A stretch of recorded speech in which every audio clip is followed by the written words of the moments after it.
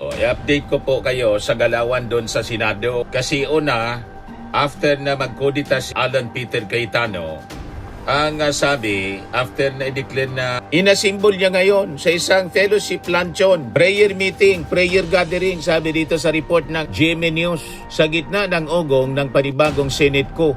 Nag-imbita si Senate President Alan Peter Cayetano ng religious leaders sa Senado para sa isang prayer gathering. 29. He earned a Bachelor of Science degree in Management Engineering, finishing as class valedictorian and serving as President of the University Student Council.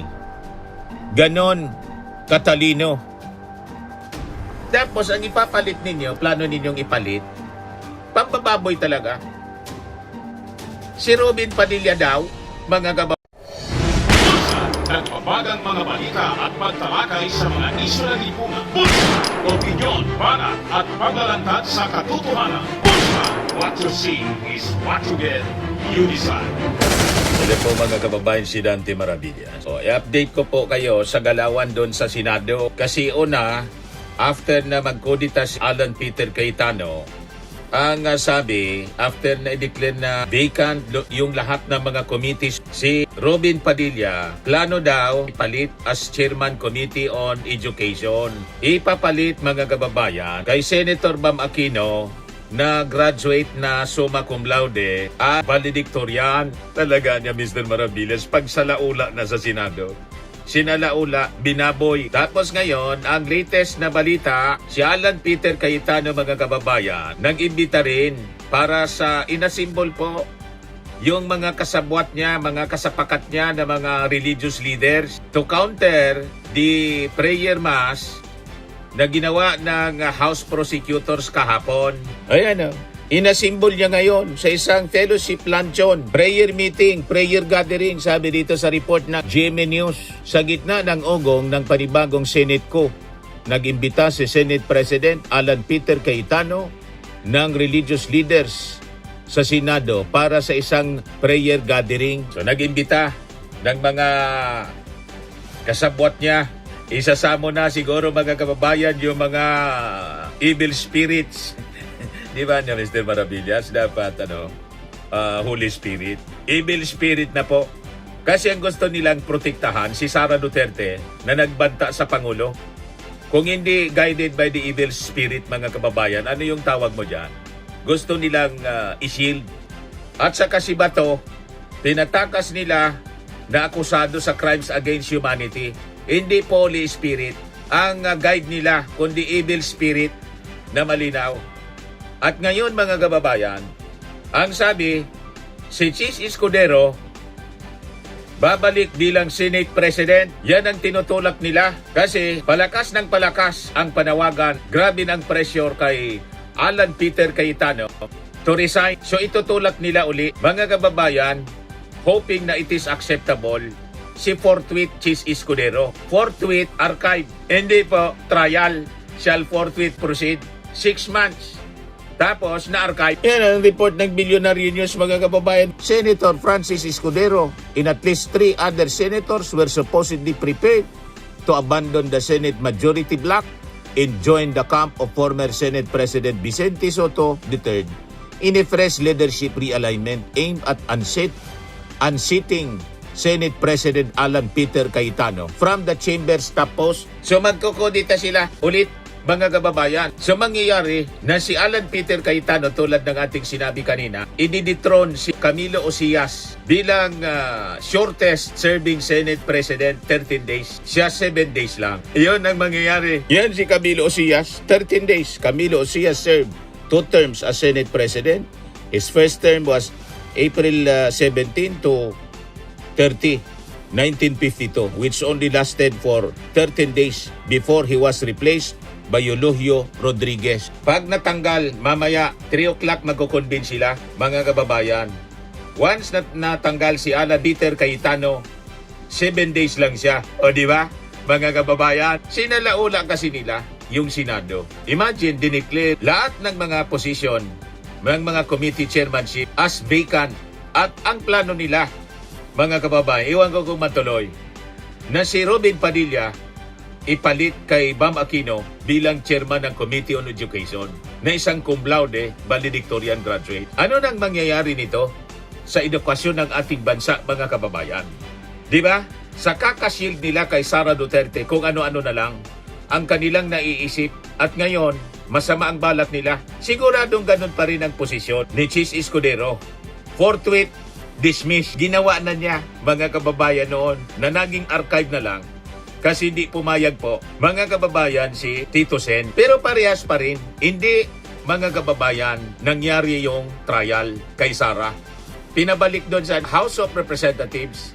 Ngayon, kaya rini-file, di ba yun ang nangyari? Yung impeachment, uulitin nila, mga kababayan. Huwag na tayong papayag. Kalad ka rin natin itong mga hudas na senador, gapusin natin ng pisi ng kalabaw na parang baboy, si Alan Peter Cayetano o kung hindi si Chis Escudero. Pag hindi sila umayos, tapos ipakain natin sa hantik, then mga 2 hours na kinakain ng hantik, para matuto sila, iulog natin sa Ilog Pasig para mahimasmasan.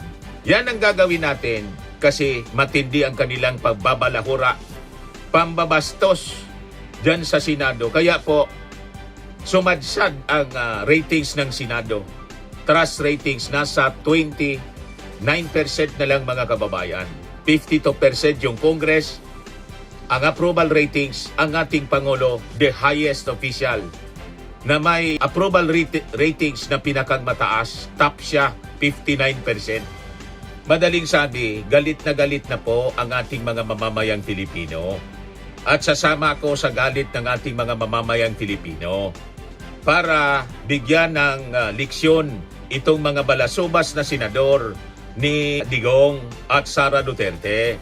Imagine, ipapalit kay Bam Aquino, pati yung edukasyon, mga kababayan. Sinasabotahin nila, si Bam Aquino, graduate, summa cum laude. Yan o, Bam Aquino graduated summa cum laude from Ateneo de Manila University 1999. He earned a Bachelor of Science degree in Management Engineering, finishing as class valedictorian and serving as President of the University Student Council. Ganon katalino. Tapos ang ipapalit ninyo, plano ninyong ipalit, pambababoy talaga. Si Robin Padilla daw, mga kababayan, yan o, Bam Aquino out, Boy Silly, itatalaga bilang bagong committee, chair ng Basic Education. Kinumpirma ni Bam Aquino na hindi na siya chairperson ng committee matapos ang malawakang reorganisasyon kasunod kang pagpapatalsik sa dating Senate leadership at pagluklok kay Alan Peter Cayetano bilang bagong Senate President. Sa kanyang pahayag, sinabi ni Aquino na hindi raw dapat matigil ang laban para sa edukasyon dahil lang sa politika, ngunit para sa maraming netizens, mahirap iiwalay ang politika sa bagong appointment na ito. Marami ngayon ang nagtaas ng kilay kung bakit si Robin Padilla na kamakailan lang ay naging sentro ng katatawanan matapos ang kanyang snowflake movement sa Senado, kung saan inakusahan niyang sinigawan siya ni Kiko Pangilinan ang posibleng mamono sa committee para sa basic education. Payag kayo sa ganong sistema ng pambababoy nila, mga kababayan. Pati yung edukasyon ng ating mga kabataan, idadamay nila. Si Robin Padilla pa talaga ang pinili ninyo na para maging chairman, ang pinalitan ninyo, summa cum laude. Anong klaseng mga tao kayo? Ito na ganon si Bam Aquino po, panoorin natin. Mga kababayan, magandang araw. Kasabay ng pagbabago ng liderato sa Senado, hindi na po tayo chairman ng Committee on Basic Education. Sa loob ng 10 buwan, ginawa po natin ang ating mandato, tinupad ang mga pangako at nagtrabaho para po sa inyo. Sinulit po natin ang bawat araw na binigay nyo sa amin upang maipasa ang mga kailangang reformang tutugon sa ating education crisis. Nabuo ang 10-year National Education Plan kasama ang EDCOM 2 na kung susundan at puponduhan lang ay makapagliligtas sa education crisis ng ating bansa. Naipasa ang pinakamalaking education budget sa kasaysayan ng Pilipinas at 1.34 trillion pesos. Nakalaan ang 67 billion pesos para sa libu-libong dagdag na classroom. At naipalawak ang isang national feeding program Grabe. na sisiguro na malaman ang tiyan ng mga nagugutom na estudyante. Nabigyan ng bilyong-bilyong pisong dagdag suporta para sa milyong-milyong college students. Pero alam po natin na hindi pa rin to sapat. Simula pa lang sana ito at marami pang kailangan gawin. Yung mga reforma sa K-12, ang School to Employment Program at ang School Safety Act laban sa bullying at marami pang iba. Pinakita po natin na kapag sineseryoso, may sense of urgency at kapag sinasantabi ang away politika, mabibigyan ng solusyon ang krisis sa edukasyon. Kita ninyo mga kababayan, yung pagsalaula nila sa Senado, dinamay nila pati yung ating mga kabataan, yung future ng ating mga kabataan. So kung ang akala mga kababayan ng iba ng publiko na malaking pagkakamali ang pagiging DepEd Secretary ni Sara Duterte, mas dapat tayong mabahala ngayon sa posibilidad na sabi si Robin Padilla ang ipapalit as Chairman Committee on Education. Mula sa kawalan ng academic competence, blind loyalty sa Duterte camp, pagiging sangkot sa umano'y obstruction of justice, tinatakas po si Bato hanggang sa kanyang theatrical, emotional na estilo ng politika mga kababayan. Siga-siga lang ang alam, lumalabas ng paglalagay kay Robin Padilla sa Education Committee, hindi lamang po insulto sa mga guro at mga estudyante, kundi isa ring malaking pambabastos sa mismo pong konsepto ng edukasyon. Parang ginagawang action movie at comedy. Iskit ang kinabukasan ng ating mga kabataang Pilipino, mga kababayan. At kung si Sara ay binabatikos dahil sa kawalan ng direksyon sa DepEd, ano pa kaya si Robin Padilla na kilala sa theatrics, emosyon at political fanaticism? Sabi ni Robin po sa isang interview, proud na proud siya, kahit anya sunugin ninyo ako, mangangamoy ako Duterte.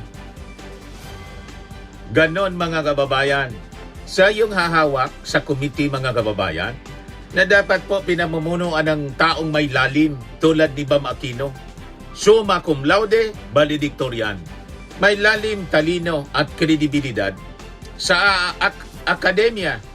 Si Padilla mga kababayan, wala pong sapat na educational background, policy expertise o karanasan sa pagpapatakbo ng educational institutions.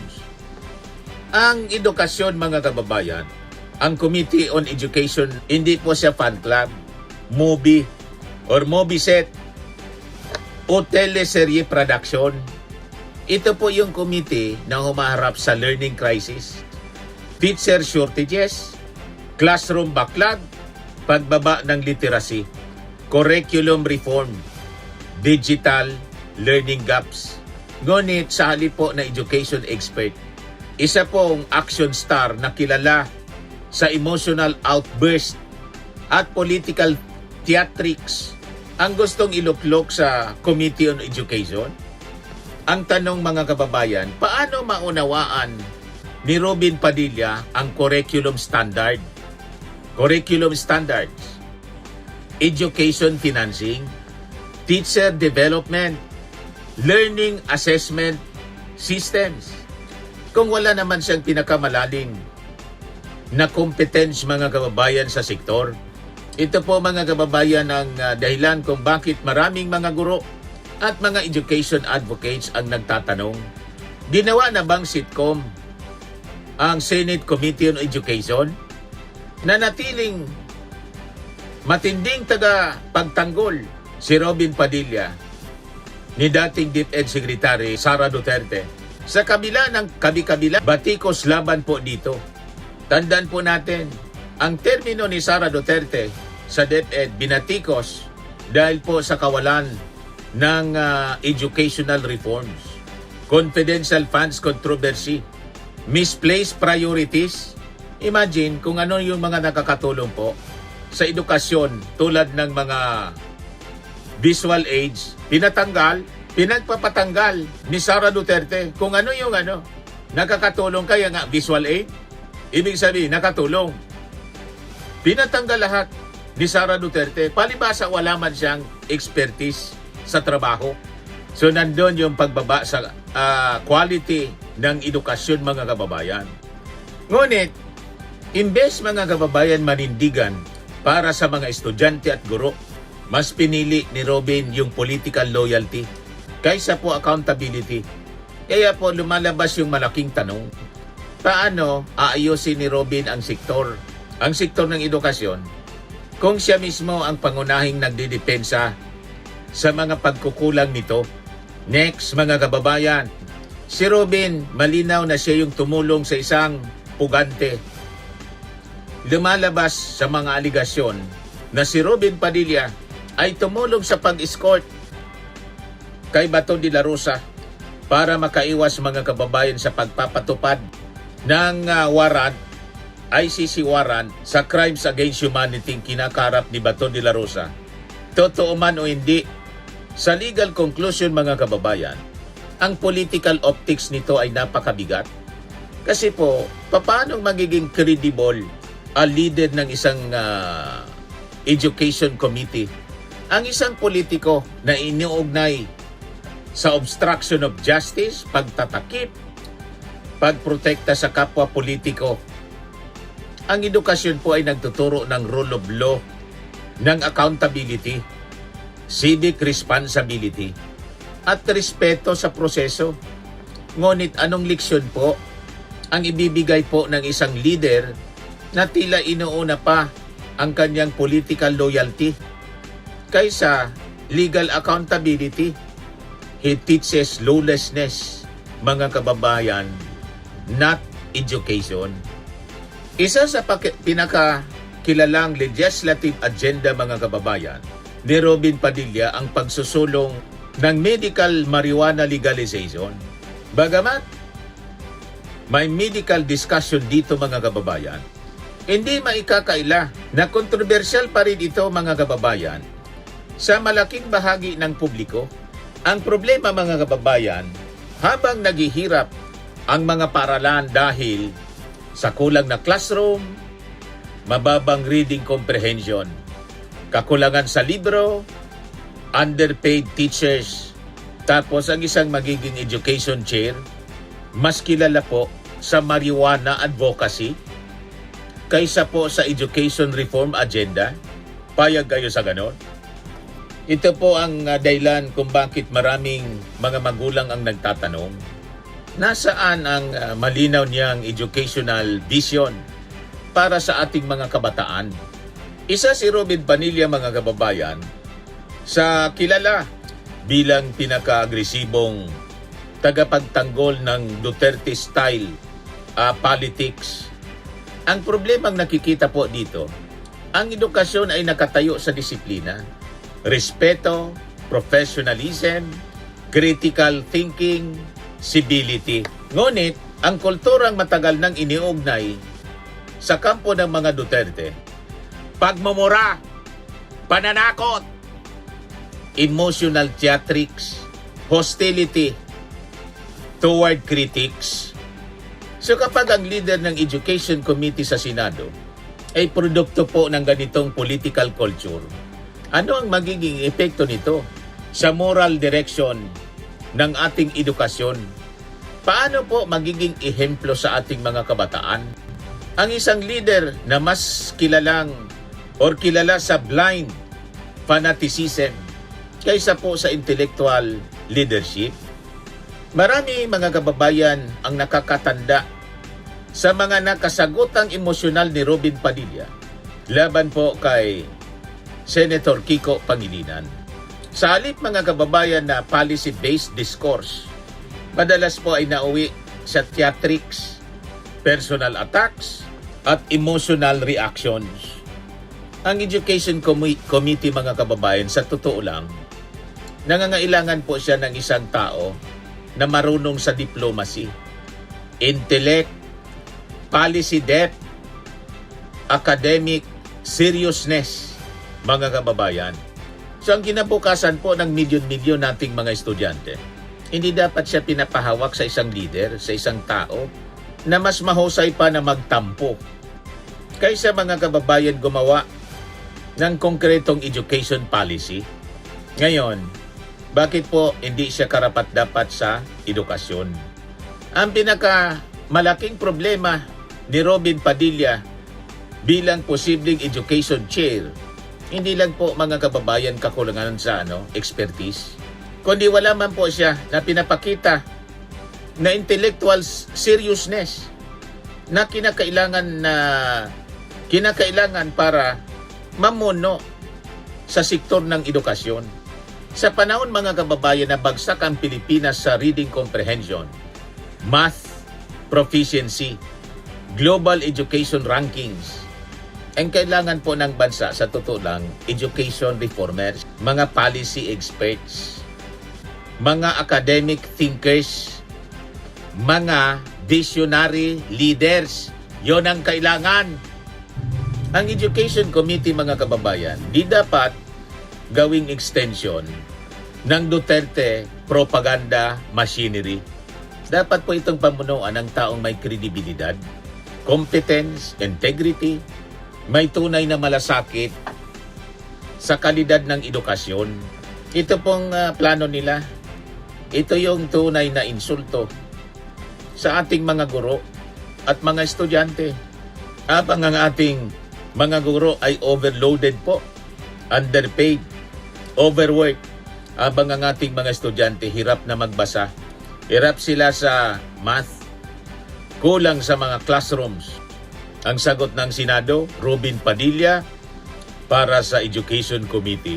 Ito mga kababayan ang totoong dahilan kung bakit marami sa ating mga mamamayang Pilipino ang naniniwalang ginagawang political circus ang sektor ng edukasyon. Mismo ng buong Senado, political circus na po. So ang masakit, ang mga tunay na eksperto sa edukasyon ay naitatabi habang ang mga celebrity, politician na wala man pong sapat na competence ang binibigyan ng pinakamahalagang posisyon po.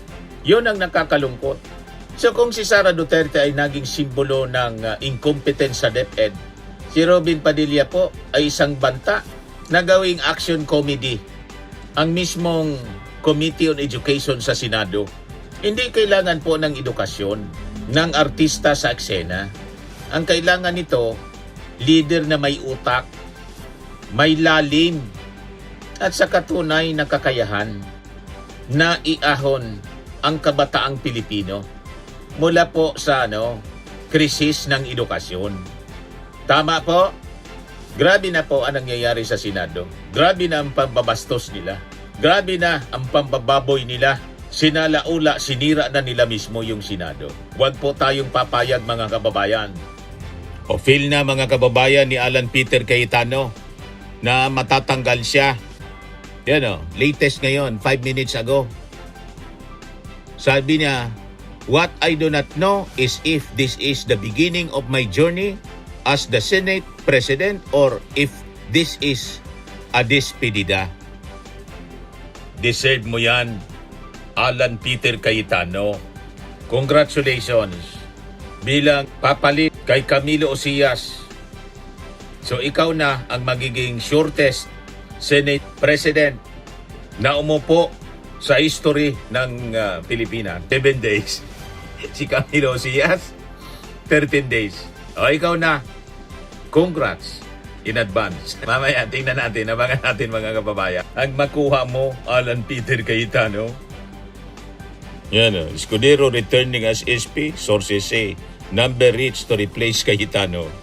Talagang gumagalaw sila para protect Sara. Yan lang ang nasa isip nila. Proteksyonan si Sara para hindi mabuking yung nasilip ng AMLAC na 6.77 billion. Ganon sila kalala mga kababayan.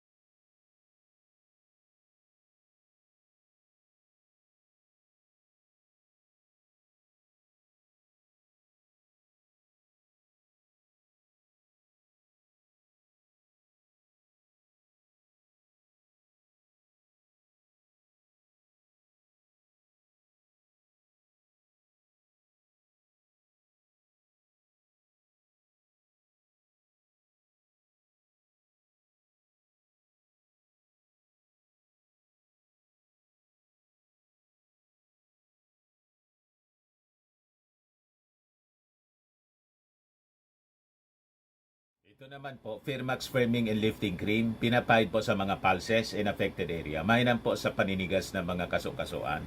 Ito naman po, Automax Radiant Serum. Sa mukha naman yung application. Anti-aging po siya. You will look 10 years younger than your age. Sa mga cancer patients naman po, baka lang gusto ninyo itong itry. Neng siya red mixed fruit drink. Hindi mo po siya gamot, food supplement siya. Kaya lang, gawa siya mga kababayan sa goji berry. Yung goji berry may anti-cancer properties. O ngayon, yung mga inquiries ninyo, dumiritso na lang kayo sa aming messenger sa Facebook para masagot namin agad. Ayos pa? Ayos na ayos niya, Mr. Maravilla. Sa mga nagana po ng malinis and spacious fitness gym, pumunta lang po kayo sa aming Colossal Fitness Gym. May Grab car rental din po kami. But anyway, ito po pala yung aming bagong product na binibenta online. I am worldwide amazing pure organic barley powdered drink mix from Australia. Negosyo to ng aking anak na architect entrepreneur Riz Maravillas. Ayan po. Kontakin na lang po ninyo siya, Riz Maravillas on Facebook. Ang mga health benefits niya, boost immunity, improves digestion, enhance energy levels, packed with antioxidants, prevent cancer. Ito naman po yung bago naming product na binibenta online. Eye Glow Serum, whitening po siya. Tingnan ninyo yung epekto sa aking anak na architect before and now. Yung mga inquiries po ninyo, dumiretso na lang kayo sa kanyang Facebook account, Riz Maravillas.